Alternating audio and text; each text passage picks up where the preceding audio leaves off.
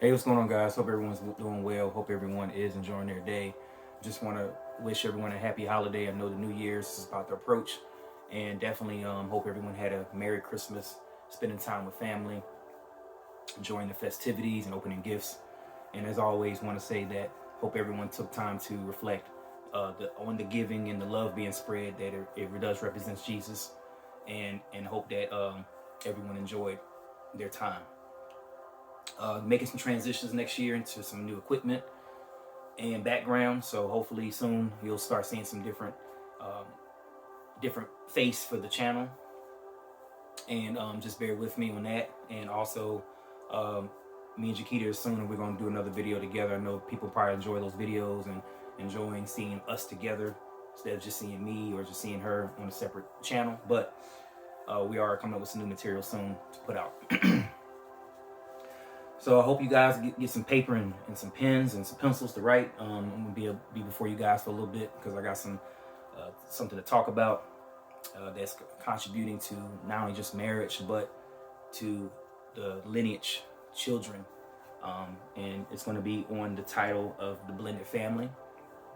What is a blended family?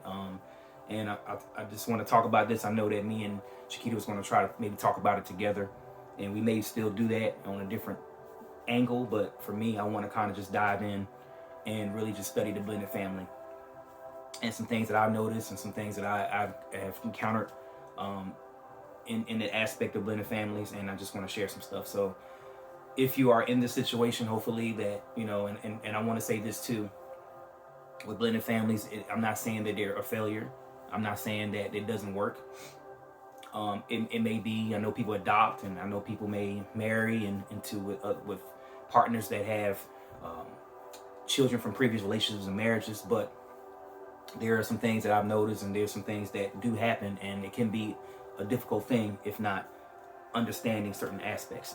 So before I start going into it, I started to go to the Word and say, okay, where does it say? What does it talk about in blended families? Where is the Bible does it discuss this stuff? So I had jumped into Genesis chapter 30, with dealing with Rachel and Leah, and also Genesis chapter 16. If you want to just talk about it, I'm kind of mentioning it, but you can go back to these two scriptures and kind of just study out these stories of one in Genesis 16 of Abraham and Sarah, but also dealing with Jacob, Genesis chapter 30 with a Jacob, Rachel, and Leah. So kind of a background. So we all know the story about Jacob, and he went to Laban, their father, and he wanted Rachel. He worked for 7 years. Started he's gonna get Rachel, and then he tricked him into another 7 years to marry and to marry her. So he ended up getting Leah after the 14 years is up. He ended up getting Leah, and that's when he was tricked into thinking that it was Rachel. Obviously, the Bible says that Leah is not pretty on the eyes, so therefore that he was tricked. So as you continue to read through, you start to bearing children. You start having children with her, and there's a rivalry between Leah and Rachel. And I just want to highlight these things real quick and kind of give you a little bit of background. So I'm reading from, I got a new Bible, by the way. I got a new study Bible, so I'm going to kind of be looking down. I also got some notes, so just if I look down to read or I look over, I got some more Bible software and study content to look from. So one of the things I want to highlight when it says in Genesis chapter 30, that I'm going to kind of read a little bit. I'm not going to read the whole thing. I'm just going to, hit some scriptures to kind of clarify my point. Verse 1 says, when Rachel saw that she was not bearing Jacob any children, she envied her sister. Give me sons or I would die. This is after, right, that she that Leah started to having children. Leah started to have kids, right? So, God saw her, and God is in this process because one, he has purpose, right? Purpose to build the 12 tribes of Israel, but he saw the discontent, and obviously Leah had a relationship with the Lord. She had a relationship with the Lord, so therefore with that he saw her discontent being able to not have children. So he opened her womb, as it says in chapter 29, verse 31, and she started to conceive. She had 2 sons, it says Simeon, and she had Levi. And I think it was actually 3 sons at this time. And then when Rachel saw that, she was conceiving, then she couldn't bear kids as well. So she started to envy her sister. And then she came to Jacob and said, give me kids, right? Hey, let me have some children. And I guess Jacob ended up getting upset, as it says in verse 2. And he says, I'm not God. I can't make you have kids. So what happens is, it's interesting that she offers a slave girl or a maid, and her name was Bilhah, right? And if we go back to Genesis 16, which I highlighted it as well, Sarah did the same thing with Abraham. When she couldn't conceive, because the promise was made to Abraham that he'll be the father of many nations. So therefore, at the time when he couldn't conceive, at that time, instead of waiting on the promise, Sarah gets upset with Abraham, and she gets upset with the process. So she gives a slave girl. He gave Hagar, right? He gave Hagar, and this same thing, they both gave a slave girl or a slave or maid servant over to the husband, and therefore he has children with the slave. So back to Genesis 34, Rachel gave slave Bilhah to Jacob as a wife, as a concubine or a secondary wife, and he gave her a son indirectly as through the slave girl. Then Rachel did it again with Bilhah, had a second son. Then Leah saw that she couldn't have kids no more. So guess what? She decided to give Jacob Zilpah, which was also a slave girl or a maid servant. And then he started to have kids with her, right? Then as it continued to read, then now the kids are starting to get involved, right? Reuben starts to play against the mother and the aunt of both women and start giving mandrakes, which was used to increase fertility. And then therefore she go ahead and said, okay, I'm going to make a deal. If I give you these mandrakes, then you can have Jacob for tonight. And then Leah goes in and has another child, right? So this cycle continues throughout the whole chapter, to the point where now there's 12 tribes of Israel, which was God's purpose and plan through that. But the thing it is, as you go into Genesis 16, that when you have children outside of what God designed it to be, for example, with Abraham, when he was promised the father of many nations, he was promised to have a son with Isaac.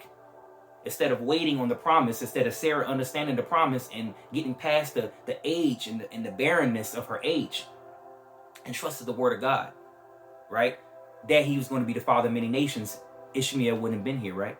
But she's decided to have Hagar produce Ishmael, and it wasn't the design promise. Now, it got to the point where Isaac did come, as you keep reading in Genesis chapter 16, to the point where that now was discontent and there was issues and tension between the children, to the point where Sarah said, now you got to send her away with the son, because she's not going to inherit what God promised. So therefore she was sent away with Ishmael to another land, to Egypt, I think. And then therefore that's when he started the whole process of his lineage. So back over here with Jacob, now he has all these children. He has 2 wives, and now between Leah, Rachel, Zilpah, and Bilhah, he has all these children, right? And as you continue to see, and we go to next chapter 31, actually, as he goes into Genesis chapter 34, then you see Dinah, and you see other things starting to happen with the lineage. So my whole point of bringing that up is, when we have blended families with different men, different women, when we start stepping out and having these blended families, there is work to be done. There is tension, there is conflict, there is adjustments that has to be made in order for the families can tend to work together. So how does that apply to today, right? Now we're in 2023 going on 2024, right? We went back to the biblical aspects of times where slaves and concubines and things were that culture back then. That culture back then, you can give a slave. You had slaves, right? You had, they had slave men and slave women, right? So it can be easily been given as a concubine, or a king can take a wife or take a woman for a concubine. and they can have children with the primary or secondary wives. That was the culture back then. But today, that's not so much. So today, you're in a relationship or you're married and you have children with this individual, right? And guys, sorry, I'm moving my shirt around a lot. And it doesn't work out, the relationship ends, the marriage goes through divorce, and then therefore now you're moving into the next person, or you move into the next relationship or even marriage, and now you have children with this individual. So now you got to bring the past children over into the future, or where you're going to be today. And imagine, you having those adjustments and having all those things going on to where now you have to make work with what you have here. And then you also have to make work with what's over there. So how does that work? Because you're not, sending a child away, like we go back to Genesis 16, we send a child away. And we don't know, historically, from what I saw, I don't see Abraham and Isaac really communicating unless until he passed away. That's when they came and buried him with the brothers. Even when it came to Jacob, Joseph, and Zebulun, and you had Isaac, and Issachar, and you had Levi and Simeon, you had all the tribes, you had all the brothers coming together. If we even move into the story of Joseph, when he was banned, he was Reuben, and all of them put him in the well and sold him to the slaves. All of these different conflicts. So with blended families, right? And now I'm going to my notes. I know some people don't want to date, or many people that has kids, when it comes to blended families, I know today I don't know the statistics, but I know that when we think about dating or marriage, I had a story in college, my early first year of college, where it was a girl that I met, and in one of the conversations we had at the very beginning, I was telling other people about this, and she found out I had a child. I had my first daughter very young. I think she was not even 10 months, 8 to 10 months old, and the relationship with the mother didn't work out, and things were getting really a lot of tension. So she was talking, I was telling her about it, and I was being honest and being upfront, and she just said, no, I don't want to be with a man that has a child. I don't want to be with a man that has a child. I'm single. I didn't understand it then. I got a little upset about it, but I didn't understand it then. But I now understand it today. And when I think about it, it is a lot of work when you're dealing with taking in someone else's children or child from a previous relationship, and then you're with this person and you're trying to start a new thing with them. So in her mind, she probably didn't want to deal with that, which I don't know what her reasons were per se. She just might didn't want to deal with it. But for me, I didn't understand it till when I started studying this out. And I understand why. And it's today, I wonder, again, how many into Western culture and Western society, how many women today have children from previous relationships or previous marriages?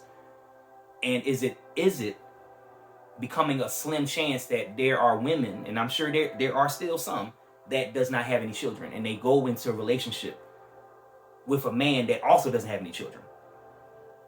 What is the percentage of that today? Because a lot of people, men or women, have children from previous relationships, and then they're entering to something new with that coming in.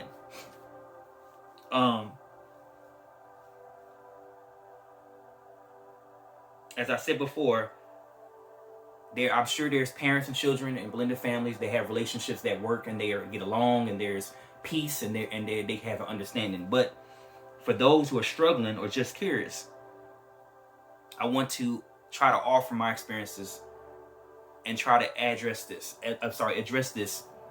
and put some points.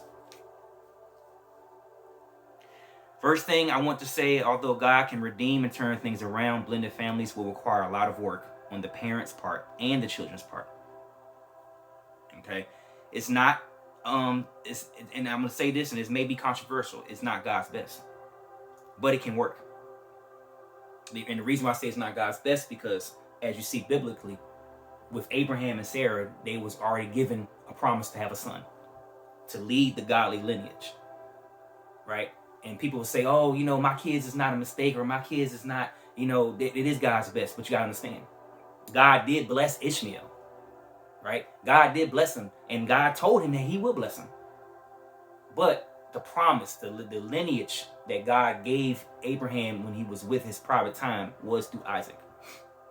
So God's best is exactly as that. When we go back to the beginning of Genesis, when God created Adam and Eve, when God created the foundational institution of family, it was done through the aspect of not sin being involved. Now, when we start going down the lineage and we start reading through, you're starting to see all these different things entered in, and it caused issues. God's best is a godly marriage instituted by him, and then godly offspring. Right? So that's what I want to say. It's not saying the kids are bad that we had. I'm not saying none of that. What I'm saying is that God's best is when marriage between a man and a woman is instituted by him, and then the godly offspring comes after that. That was what was promised to Abraham and Sarah, being the father of many nations through Isaac, the promised son, because the two had Isaac, which led godly lineage, which led all the way down to where Jesus came through, the son of David. So there was establishments made at the beginning.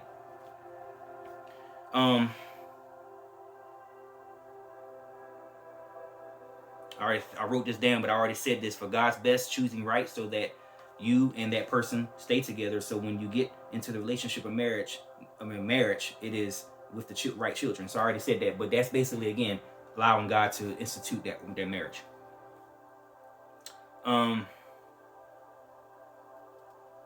There are a lot of boundaries, conversations, trust, and understanding, and discipline that's going to have to be had. There's a lot of conversations, boundaries, trust, and discipline from the parents and the children to be had. For example, discipline, right? This is an example I wrote down. If you get into I've dealt with this myself. If you get into a relationship, or I'm gonna say marriage, more so than relationship, but marriage, right? The child is unruly.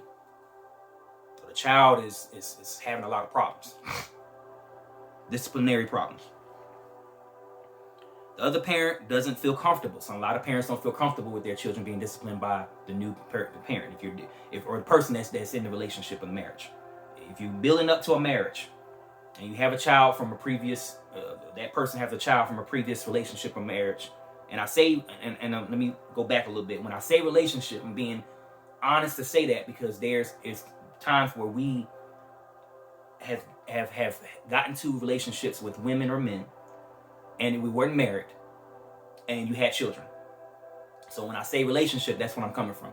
Now, if you also been married previously, and you divorced, and you move into a new marriage, then, you know what I'm saying, those children come from that as well. So when I'll use the words interchangeably, but relationship is when you indulge in that person's life and you had a child with them, you've been with them without fornicating and stuff like that. Okay, so I'm just trying to cover that because that has happened, and I'm sure it happens with you as well.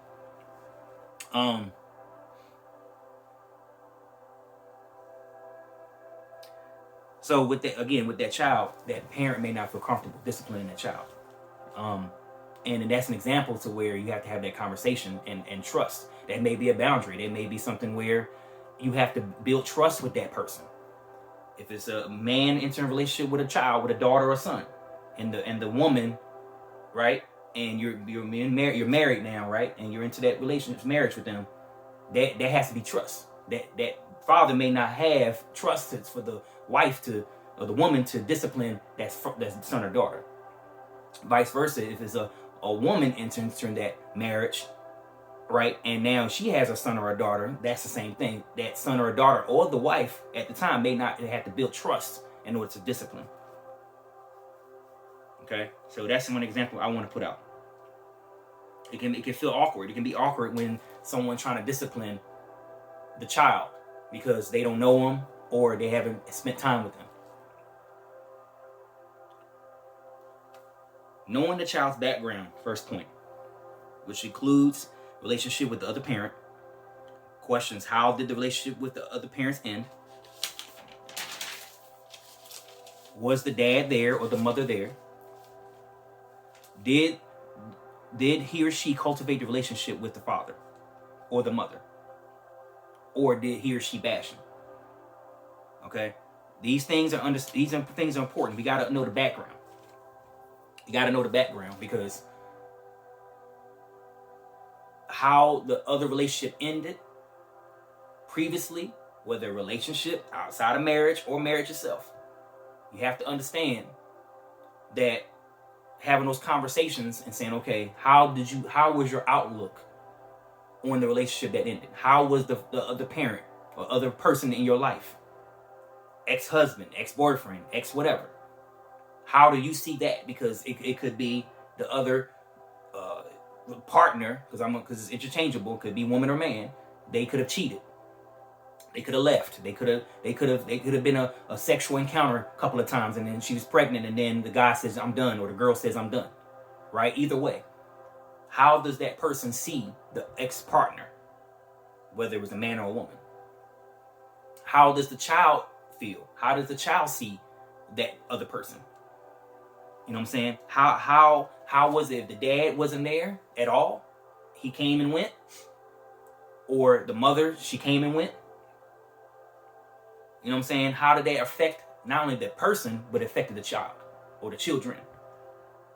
Because that's important, because that, depending on the outcome of how that situation ended, is also the outcome of how the child thinks or the children think. Also, they could bash that previous person too. If a man cheated on a woman and they had their kids, they can bash it a lot. It happens all the time.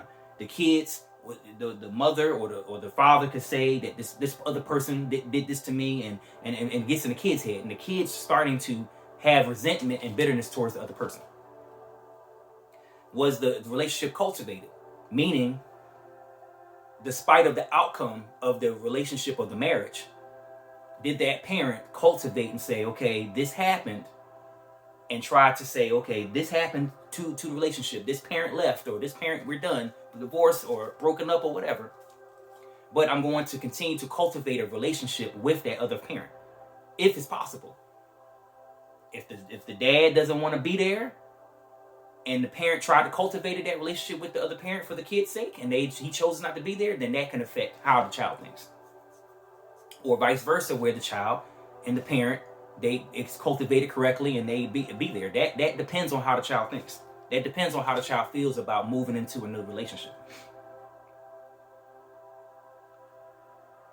If you're moving into a new relationship and there's bad tension and trauma from the previous relationship, the child may not want to open up. The child may feel that it's unfair. The child may feel some type of way towards the new person.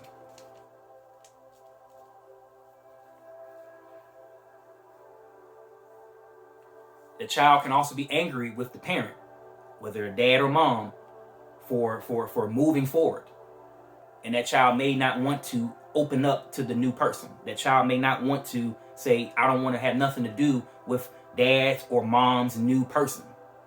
Because what was done before was not done the correct way, or there was trauma, or there was bashing or wrong influence or cultivation toward the child, instead of saying, a lot of times too, a child may not understand it because of due to their age, or they choose not to understand it, but the cultivation wasn't there either, and therefore the parent is dealing with it, and a child sees that and they go off what the parent does.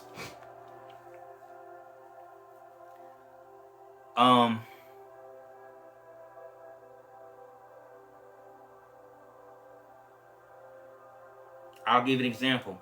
And I'll try not to be too personal. I want to be personable, but not too personal. But I would say from my kids, from a previous marriage, I know that it was a little adjustment for them to enter into my new, with my new marriage with my wife now, and it affected them the way the previous marriage ended, and therefore it had to take some adjustment. And things were done a way it probably wasn't the best. So therefore, in regards to how it ended, and then moving into the new marriage, that we had to spend some time cultivating and spend some time adjusting to the new marriage that I'm in now. And now, is better. It's getting better with my children. All right. The same thing for my wife's children as well. It took some adjustment, and it was I'll go into some more points later, but it took some adjustment for me to try to understand them and them to understand me in order for me to be around and be able to talk and share. And it's still some adjustment as we speak, but it's personable, right? It's time and it's conversations, and there are boundaries, and there are things that we're learning. So that's my example.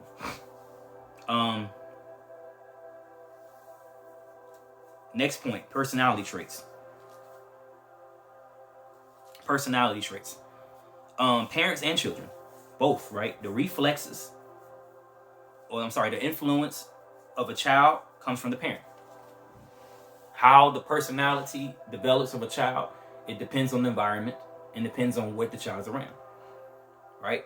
Some children are more quiet to themselves, and some children are more outgoing. It really depends on the environment that cultivates a child. If a child's free to be who they are, then they're more likely are who they are in reference to they're free to be an outgoing, talkative person, or some child are free to be to themselves. I have some of my children, they're more to themselves.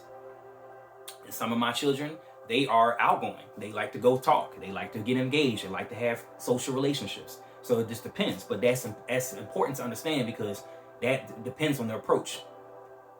Also, for the parents, I'm the type of person, I'm more to myself. I'm not an outgoing person, right? I'm not, and when it comes to the kids, I'm more of a watcher. I like to see and make opportunities and approach from learning that person, learning that child. But on my wife's perspective, she's outgoing. She's engaging. She's very sociable and friendly. So she'll get engaged with the kids. She'll crack jokes. She'll make them feel comfortable. So it matters of the personality traits of the parents along with the children. And that's something we got to take into account, because some kids you may not able to approach them a certain way. Some kids are more reserved, and you have to maybe level with them into their likes and dislikes and saying, okay, what do you like to do? Like, for example, I know one of her kids that likes games, so I'll try to level with them with the games. Okay, what type of games you like to play, or and the comfortability too. If a child's more comfortable with other parent, then they're going to engage with them, and then you can kind of engage as far as what they act like or what they are, and try to jump in and engage. Also, you understand the loyalty factor, right? It's natural to have the loyalty to the main parent, because that's all the child knows. That also can register in how the loyalty aspect. Like if some kids are closer to their mother. In my case, a lot of the kids are closer to their mothers. So because of that's the main parent, right? They, they are automatically going to draw to them more than to me. So I have to be creative and figure out, okay, what do I need to do to try to get a conversation in, or to see what they like, or learn them, because a lot of it's learning. A lot of it is you got to learn the child and learn how they are and learn what their likes and dislikes. All right, loyalty plays a big role. If a child's loyal to their parent, it's going to be harder, because that's all they know, right? Communication factors. For example, here, I get involved. I try to get involved in game. We have game nights. So with the game nights, I like to play and get involved and have fun with that. Bible studies. When my wife, she does Bible studies with the kids, and she'll sit them down and start talking to them and reading to them and stuff like that. I try to start, get into those and start sitting and listening to what you're saying, and maybe get involved and see, because they'll talk, right? You'll get a child to open up and talk. So they start talking, and then you can learn and say, okay, and then you add stuff to it. Whenever I can get into it, because a lot of times I'm working. And I love what my wife does. She cultivates an environment where it's easy for me to get involved, because sometimes depending on my personality type, I'm more to myself and reserved. So therefore, I have to find opportunities. So when my wife cultivates an environment for me to go inside and be able to engage, it helps me to get involved and learn and grow and stay engaged with them. I know that's different for everybody. Some people, again, it depends on the personality of the child and the parent. Some people are easy to jump in and engage. Some people, the child reacts to it, the child responds to it, and sometimes the child doesn't. right? Sometimes the child engages and the parent doesn't respond. It depends. Every situation is different.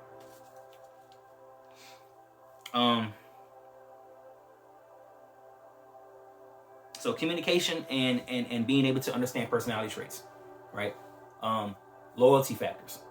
Understanding these things helps the parent and the child to know the other person. If a person's more serious or more goofy or whatever, these things got to be understood, so therefore they can know how to communicate. Next point, trauma. That applies to not only the parents but the children. That not only applies to the children but the parents. And I switched it around because I want you to understand that it's not just the children. Okay, this is the most important one because it can either make or break a relationship. If the trauma is not addressed in whatever fashion, it's going to hurt or break the relationship between the parent or the child. And whoever, if they both have trauma, then it's up to it's the whole unit effort. It's the wife, it's the husband, it's the children. We are sitting down, communicating and talking and trying to understand what's the issue. Well, from my experience, when a parent isn't either there or has passed, it is traumatic. If a parent, if a parent, whether it's a mother or father, is either chooses not to be there or has passed away, it's traumatic. I can speak from personal experience because when my dad passed, those who don't know, I had lost my dad at an early age. It was traumatic for me. And it was kind of hard to move around and adjust a little bit. I had to really allow the Lord to deal with my heart. Scripture came to me that he was a father to the fatherless. It's a scripture in Psalms. He was a father to the fatherless, and I had to try to heal from that loss. But we talk about all the time which one's worse, whether the dad is alive and doesn't choose to be there, or the mother, or if the mother or the father has passed. I think it's both. It has both versions of trauma. The child that has been experienced being touched on, physically, physical abuse, verbal abuse, emotional, by either the actual parent or other partners that the other parent has dated, cause trauma.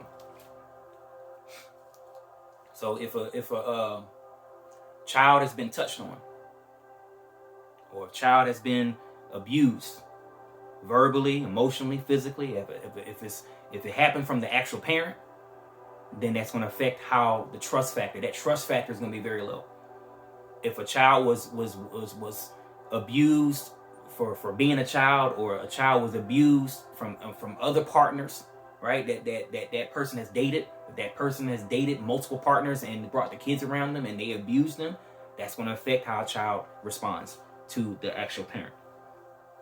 And these things that have happened, and I won't share on here these personal experiences that I know of, but I'll say this: they do happen.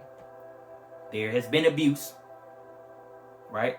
There has been situations I know of from others, and from personal experience, that these things have happened, and it causes trust to be diminished. And it's hard to break through. And it's hard for a parent that actually cares, that actually wants to be there for them. It's hard for that child to open up and be able to let the person in.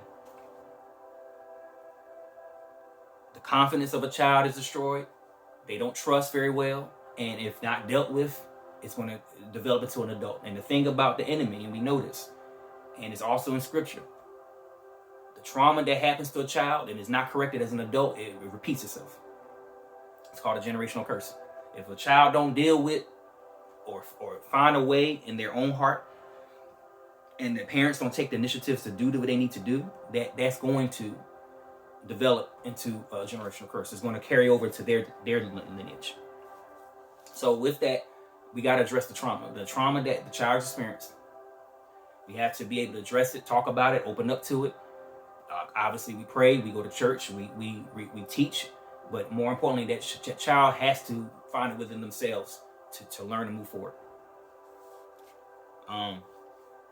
That can damage a child in their relationships with people in general, but relationships with the other parent or the new person that's brought into the woman or the man's life.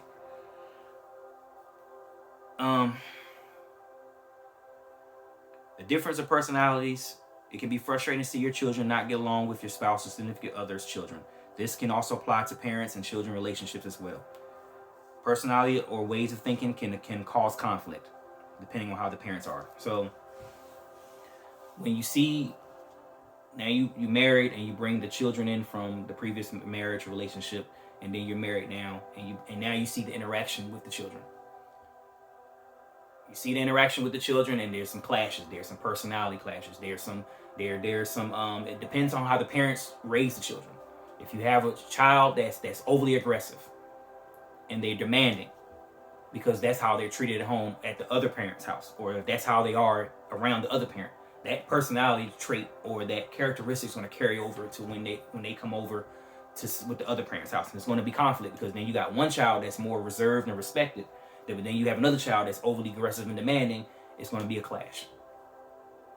It's going to be a clash. It's different personality traits that clash. So it affects that household as well. And that's something that we, as the parents that are in the house, they have to sit down and talk these things out and say, okay, this is what we're not going to do. This is what we're going to do. This is how he is or she is, and this is how we need to address these persons. And it takes time, and it's a clash. And this is biblical too. You think about David's sons, Adonijah and Absalom, Solomon. There's clashes. One wants to be king, and the other one wants to be king, and one's reserved, and they know what God told him, and the other one wants to take over, and then he ended up taking over the dad. He ended up jumping on, I think it's Absalom. He ended up trying to kill his dad, and he tried to sleep with his wife. He slept with his wives and all these different types of things. So there's tension, right? Because there's different personality, there's different genetic code, there's different parents. Ishmael and Isaac in the Genesis 16 or 17, when he started to get older, he started picking at Isaac, and he started mocking Isaac and started messing with Isaac. That's what Sarah told him, no, he has to go because he's not part of this promise. Personality traits, personality clashes. So when you have kids that don't get along with other kids, there's some things you got to sit down and adjust and work out. So we moved on. So what we doing? What we gonna do about it, right? What can we do about it? I already said this before. One, having a long talk with potential partner about children, having that communication, that conversation, to help understand what the behavior of the child experience. Help sit down. As me and Jackie, we sat down. We talked about the children. She talked about my kids, and I talked about hers. We talked. We worked through things. There's things that she pointed out to me. There's things that I pointed out to her. There's things that I saw that I saw in some of her kids, and there's some that she saw in mine. So as we're talking and having these conversations and communication skills between each other, we came up with strategies and ways to work with it. We came up with ways where we can adjust. We came up with ways where we can understand, and now things are definitely improving. Things are growing. Things are getting better. And I'm not saying that things are terrible. What I'm saying is, as a blended family, we have to work at it. And we have to adjust at it, and we have to build. And that's what I'm saying.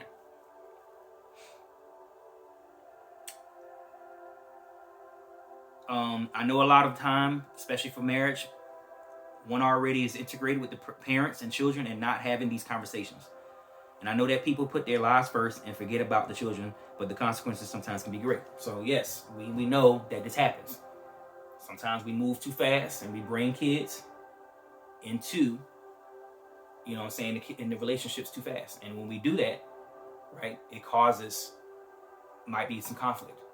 So I know we as parents, we meet people and we get into these relationships, we build to marriage, and whether you're secular, right, it's a secular version or fornication, we get into a relationship, I see this person I like, and we gonna get together, and then we talk and we say, yeah, I got other kids, and then next thing you know, you bring the kids over, and boom, boom, boom, and then it's like it's really quick.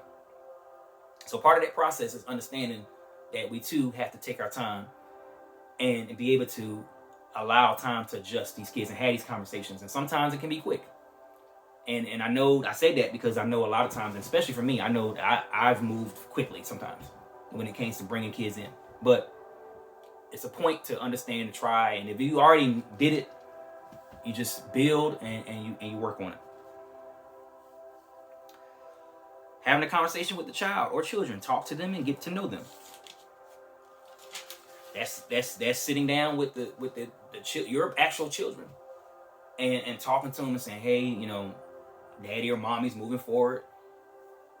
This is a new person that's coming into my life, and I know this might be something that it may be hard for you, but we're going to work on it and get better, and I know time's going to come.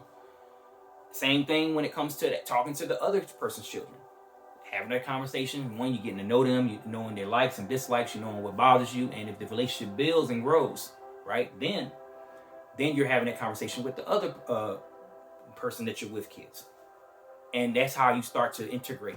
And that person is having a conversation with your children, and you're getting to know them and talking about them and seeing what they like and what they dislike, and you build. It's just like any other relationship that you have.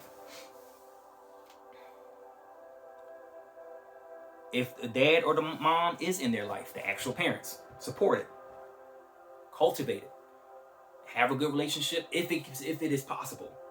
If it is possible, because I know for me it may not be possible. If it is possible to have a relationship with the other person, parents, the actual child's parents, if it's possible, then go for it.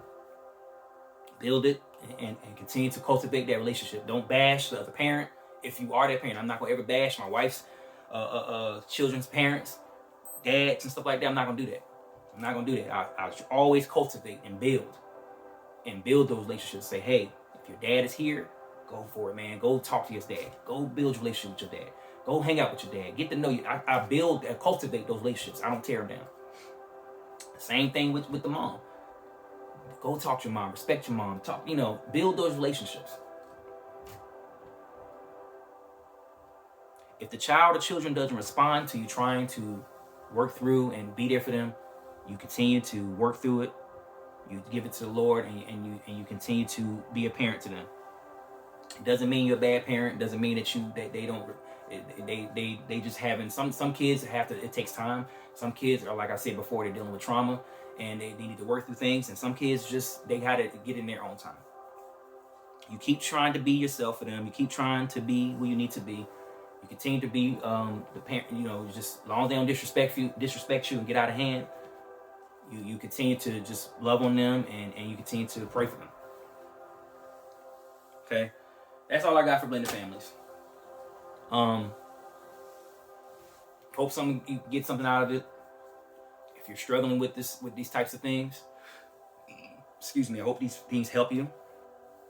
I hope that that you understand it's a biblical perspective as well. You see it in the Bible, not just from Abraham and from Rachel, Leah, and Jacob, but you see it from so many other examples. You see it with David.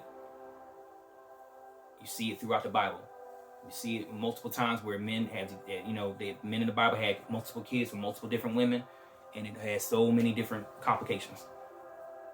So it's something in the Bible that it represents. And that doesn't mean that it doesn't work. It doesn't mean that you can't have a great relationship. It doesn't mean that you can't be the best version to that child that you can be. But it's something that we gotta understand that it's gonna take work. Even if you get along with the child, it's gonna take work, because a child always wants to know where their real parents were. They're always gonna know. They always gonna have that connection to their real parents. And if their parents are passed, that means they died or they passed or deceased. That's something that it's really going to have to be worked, because now they haven't, and especially if the parent was there and has been good to them, it's going to be hard for that person to really adjust to someone new. It's bad either way, but if it's somebody that has known their dad or mom and they love them and they had a great relationship, it's going to be kind of hard. And you have to be patient. You have to really be patient with them. You have to be there for them, and eventually with God working, because only one can work on is God. God can work on their heart.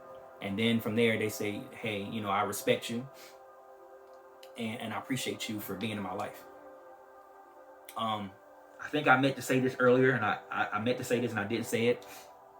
I don't, you don't try to make the child replace the actual parent.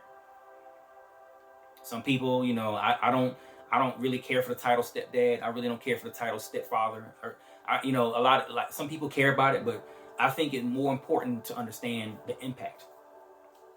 The impact, you know what I'm saying, that the parent or the child has received. That impact is more important than a title. You know what I'm saying? I don't care about the name aspect. I care about the impact. If the impact is good, then the title doesn't mean anything. I'd rather have the impact than have the title. Than have the title but don't have no impact. So I think that's another thing, you know, when it comes to blended families. I don't push that on, you know, that's something you shouldn't be pushing. You know what I'm saying? It doesn't matter. It's interchangeable. I don't have to be all that. So again, I hope this helped you. It's important to understand this. Building good relationships, choosing wisely. If you are someone that watches this that doesn't have any kids,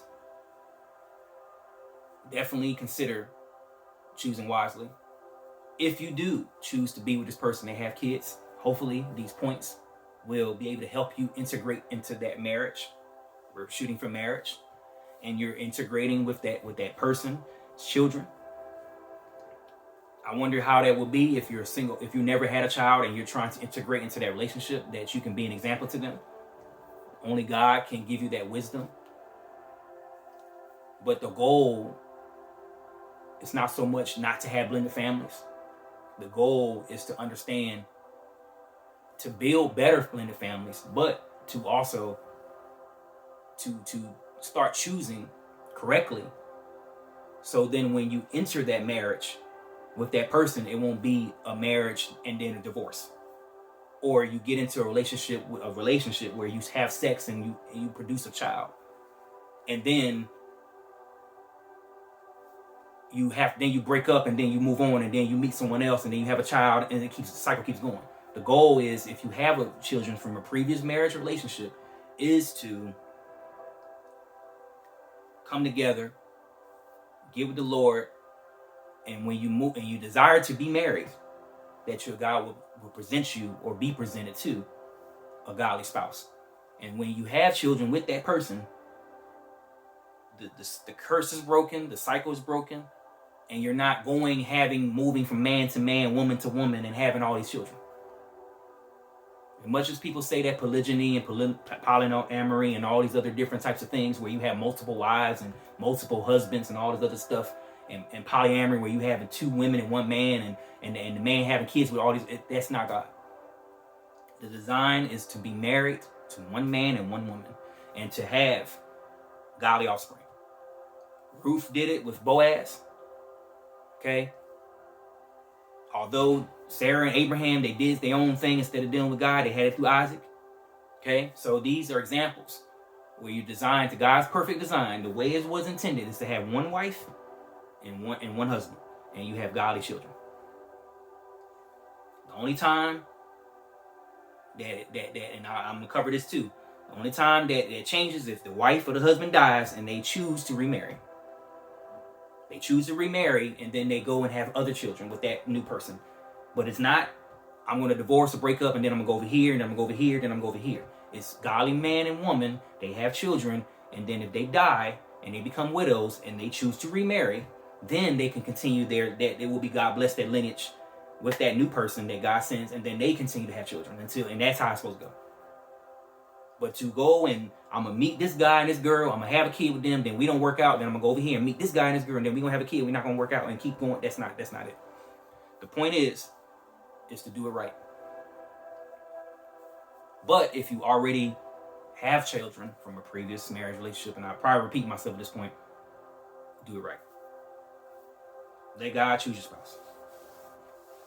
So that's all I got. Check out Chiquita's video. She did a really good video called The Weight of Sex on her Precious Pearl Ministries channel. Please check that out, man, because it changed my life. This is something I should have heard of when I was a kid, and it blessed me so much that I know if you listen to it, it's going to bless you. Please listen to her stuff, because God is using her mightily, and it's really powerful stuff that she's saying, and it's really for the women. A lot of stuff she's speaking is to the women, and it's blessing me as a man, but it's really, I know it's going to bless the women. So please support her channel. Please support Precious Pearl Ministries. Please support this channel, Breaking Barrier Ministries. Please support Rebuilding Community Trust, and please support Freedom Fighters, the Gospel channel. We're doing these things because we have something to offer. We're not asking for money. We're not asking for all these things, okay? We just want y'all to be blessed, and we want y'all to have something to take with y'all to live to y'all lives. So please support her. Please support Chiquita stuff, okay? That's all I got. If you need prayer requests, please leave them. Happy New Year. Please take something new. I'm going to do a separate video. I may do a Facebook Live on just something from the new year that I've learned this year that I'm going to bring into the new year for myself. Take something that you did this year that wasn't good. Take something that you learned this year and apply it. Something that you did that wasn't good this year, leave it in 2023. Bring something new to 2024. The year word for this year was game changer. The Lord revealed to me game changer. Last year was breakthrough. This year is game changer. Okay? Hopefully that means something to you guys, because this year something's going to change. Something's going to be done new, as it is always, as it's supposed to be. So y'all be blessed, and I'll see y'all in the next one.